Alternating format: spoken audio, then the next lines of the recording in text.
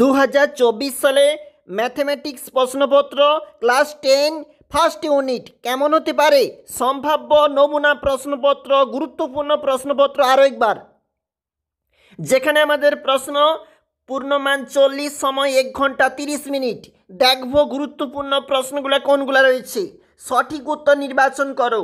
কোনো মূলধন 10 বছরে দ্বিগুণ হলে বার্ষিক সরল সুদের হার কত?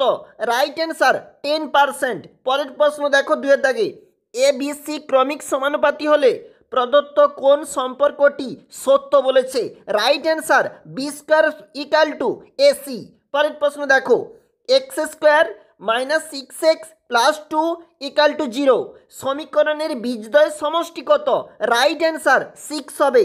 পরের প্রশ্ন দেখো, x = 2 + √3 হলে x + 1/x এর মান কত হবে? Right answer option number C মানে 4।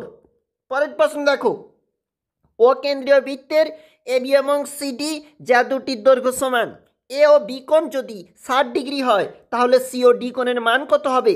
Right answer 60 degree. পরের প্রশ্ন দেখো, দুটি ঘনকের আয়তনের অনুপাত A:27। পরেরটা বলেছে দুটি ঘনক দুটির সমগ্র তলের ক্ষেত্রফলের অনুপাত কত? রাইট অ্যান্সার 1:9, অর্থাৎ ডি এর দাগের অপশন রাইট অ্যান্সার। এরপরে যে প্রশ্ন বলেছে সেগুলোর মার্ক কিন্তু একটু বেশি, মানে 2 নাম্বার করে রয়েছে। একটি গ্রামের বর্তমান জনসংখ্যা পি, প্রতি বছর জনসংখ্যা বৃদ্ধির হার 2% হলে n বছর পর জনসংখ্যা কত হবে? আমাদেরকে এখানে একের দাগের যে প্রশ্নটা বলেছে। নেক্সট প্রশ্ন দেখো, kx² + 2x + 3k = 0। আমাদের এই প্রশ্নে যেখানে বলতেছে কে এর মান কত, অবশ্যই দেখে রাখবে। 3 এর দাগের আরেকটা প্রশ্নপত্র দেখো, a/b = b/3 = c/4 = 2a - 3b + 4c/p হলে পি এর মান কত? অবশ্যই দেখে রাখবে। এবং নেক্সট প্রশ্ন দেখো, ও কেন্দ্রীয় বৃত্তের ভিতর পি যে কোনো একটি বিন্দু, বৃত্তের ব্যাসার্ধের দৈর্ঘ্য 5 সেন্টিমিটার, ও পি যদি 3 সেন্টিমিটার হয়ে থাকে, পি বিন্দুগামী যে জ্যাটির দৈর্ঘ্য ন্যূনতম কত হবে তা নির্ণয় করো। অবশ্যই দেখে রাখবে। চলে যাব পরবর্তী আমাদের যে পেজটা রয়েছে প্রশ্নপত্রের, এই পেজটা।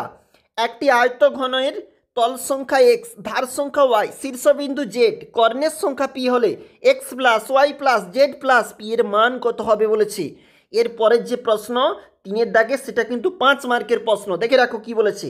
উৎপল বাবু তার জমি চাষের জন্য সমবায় ব্যাংক থেকে বার্ষিক 6% সরল সুদের হারে 3200 টাকা 2 বছরের জন্য ধার নিলেন। 2 বছর পরে সরল সুদে তাকে কত টাকা শোধ করতে হবে?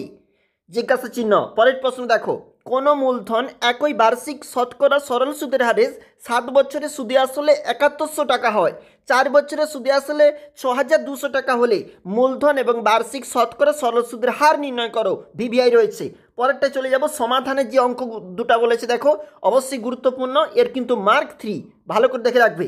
নেক্সট প্রশ্ন একটু নিচে চলে যাচ্ছি, যেখানে আমাদেরকে 5 এর দাগে বলতেছে যদি একটি অখণ্ড ধনাত্মক সংখ্যার 5 গুণ তার বর্গের দ্বিগুণ অপেক্ষা 3 কম হলে সংখ্যাটি নির্ণয় করো। ভিভিআই। পরেরটা দেখো, 4 মার্কের অঙ্ক কিন্তু এগুলি।